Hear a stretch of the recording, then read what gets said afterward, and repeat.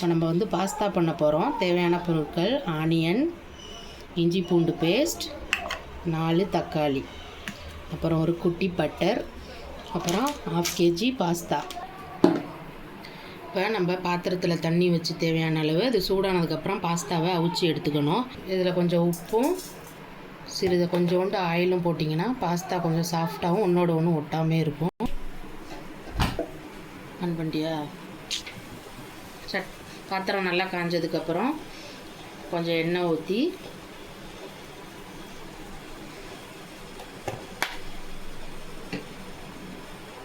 எண்ணெய் நல்லா காயணும்.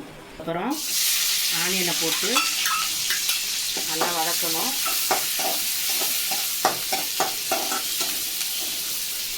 இப்போ இஞ்சி பூண்டு பேஸ்ட்டு போட்டு அதையும் நல்லா வதக்கணும்.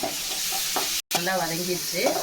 அதுக்கப்புறம் தோல் சீவி கட் பண்ணி வச்ச தக்காளியை அதில் போட்டுக்கோங்க.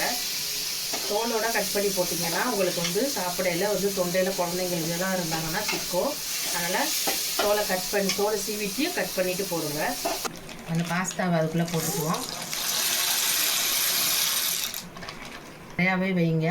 அப்போ தான் அந்த பாஸ்தா நல்லா வெந்துச்சுன்னா நல்லா பெருசாக தண்ணி ஃபுல்லாக மேலே வர்ற அளவுக்கு வெந்து வரும். அதனால் கொஞ்சம் தண்ணி அதிகமாகவே வைங்க. நல்லா வதங்கிடுச்சு.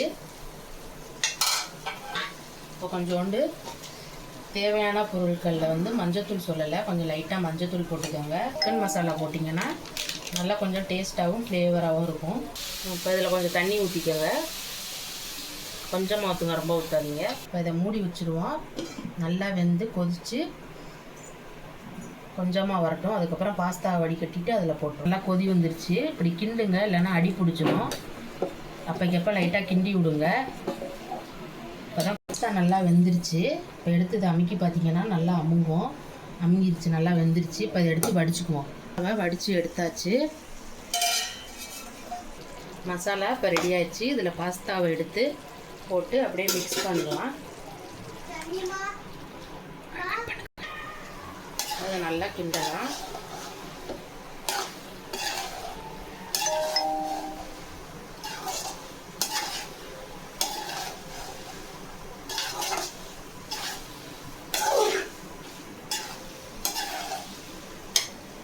டொமேட்டோ சாஸ் கொஞ்சமாக ஊற்றுங்க, ரொம்ப ஊற்றுனீங்கன்னா புளிக்கும். சாஸ் ஊற்றிட்டு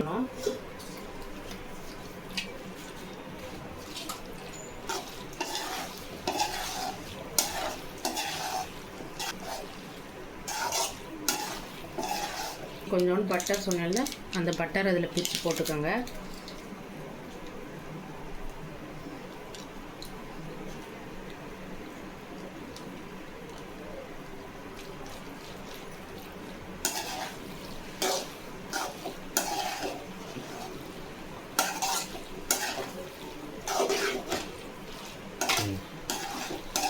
இப்போ நல்லா கிண்டிட்டு எல்லாத்தையும் நல்லா மிக்ஸ் பண்ணிட்டா சுவையான பாஸ்தா ரெடி.